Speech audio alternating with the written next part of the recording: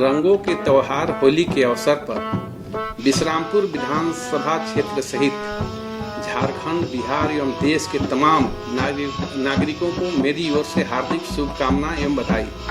आइए हम सब मिल करके होलिका दहन के अवसर पर अंदर के नकारात्मक गुणों को होलिका में जला करके और अच्छे विचार को हम लोग सभी के सामने रखें और उसी के अनुरूप हम लोग होली का त्योहार मनाएं।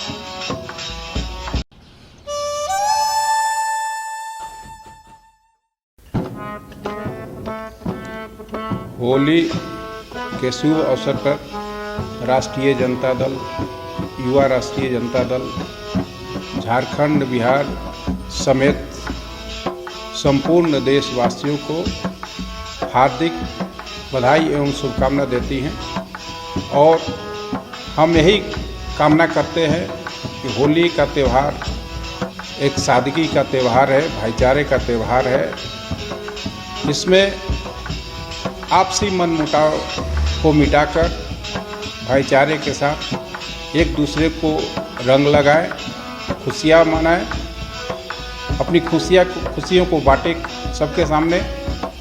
इसी तरह सब लोग खुशहाल रहे, यही मेरी कामना है। धन्यवाद, नमस्कार। अमेरिका पुतिन की गिरफ्तारी की चल रहा है चाल। अमेरिका पुतिन को गिरफ्तार करने की चल रही है प्लानिंग। ऐसे में अंतर्राष्ट्रीय न्यायालय में चलेगा मुकदमा पुतिन के खिलाफ। पुतिन ने यूक्रेन को जीतने का जो सपना देखा था, क्या वो अब अधूरा रह जाएगा? 30 साल तक की सजा हो सकती है और अगर ऐसा होता है तो 70 साल के पुतिन को पूरी जिंदगी सलाखों के अंदर गुजारना पड़ सकता है। यूक्रेन पर कभी भी रूस जीत हासिल कर सकता है। ऐसे में इस वक्त ये बहुत बुरी खबर है व्लादिमीर पुतिन के लिए। पुतिन और प्रधानमंत्री मोदी के बीच फोन पर 2 बार बातचीत हुई। एक दोस्त की तरह मोदी ने पुतिन को बहुत समझाया कि यूक्रेन के साथ युद्ध रोक ले, लेकिन पुतिन नहीं माने। पुतिन को लग रहा था कि प्रधानमंत्री मोदी रूस को बर्बाद होने से बचा लेंगे।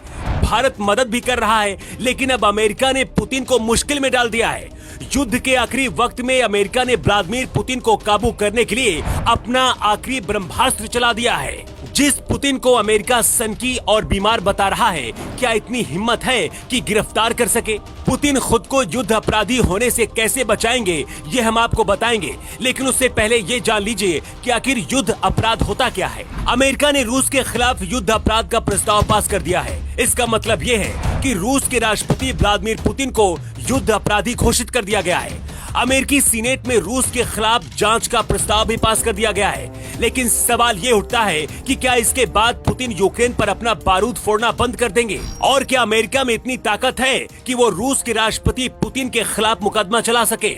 पुतिन को रूस के अंदर से कैसे बाहर लाया जाएगा और पुतिन अमेरिका की इस चाल से कैसे बचेगा, ये आपको हम बताएंगे। लेकिन उससे पहले ये जान लीजिए कि रूस ने भारत के लिए फिलहाल क्या कर दिया है। भारत को रूस ने भारी डिस्काउंट पर तेल खरीदने का ऑफर दे दिया है। मतलब कि भारत में पेट्रोल डीजल की कीमतें आधी हो सकती है। यूक्रेन रूस के बीच जारी जंग के बीच भारत डिस्काउंट रेट पर रूसी तेल खरीदने पर विचार भी कर रहा है। हमारे पास जो जानकारी है उसके मुताबिक भारत को रूस से करीब 25 से 27% तक की छूट पर तेल खरीदने का ऑफर मिला है। एक रिपोर्ट के मुताबिक इस डील के तहत भारत रूस से 35 लाख बैरल कच्चा तेल खरीदेगा। भारत इस डील के काफी करीब भी पहुंच चुका है। पूरी दुनिया पर अमेरिका ने प्रतिबंध लगा दिया है, लेकिन भारत के खिलाफ जाने से अमेरिका डर रहा है। पहले ही अमेरिका ने कह दिया है कि ये नियम भारत के ऊपर नहीं लागू होता है, लेकिन उधर अमेरिका अपने सबसे बड़े दुश्मन व्लादिमीर पुतिन के खिलाफ साजिश रचती है। यही वजह है कि अमेरिकी सीनेट ने मंगलवार को रूसी राष्ट्रपति व्लादिमीर पुतिन को युद्ध अपराधी करार देने से जुड़ा प्रस्ताव पारित कर दिया है। सबसे दिलचस्प बात यह है कि आईसीसी यानी कि अंतर्राष्ट्रीय आपराधिक न्यायालय में देश के ऊपर नहीं बल्कि व्यक्तियों पर मुकदमा चलता है, क्योंकि यूक्रेन के ऊपर हमला करने के जिम्मेदार व्लादिमीर पुतिन है, इसलिए पुतिन के खिलाफ मुकदमा चलेगा।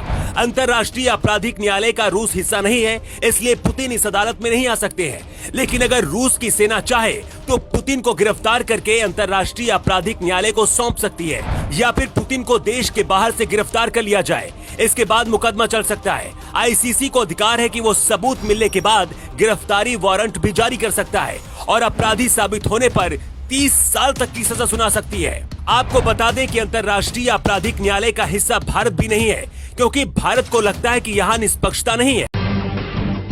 जब टूटती है आस, जब थकती है सांस, जब रूठते हैं अपने, मुंह मोड़ता है जमाना, जब अंगड़ाई लेता है संकल्प, फिर बनती है कहानी, बनते हैं अनमिट निशान। देखिए मेरे साथ संघर्ष की दास्तां।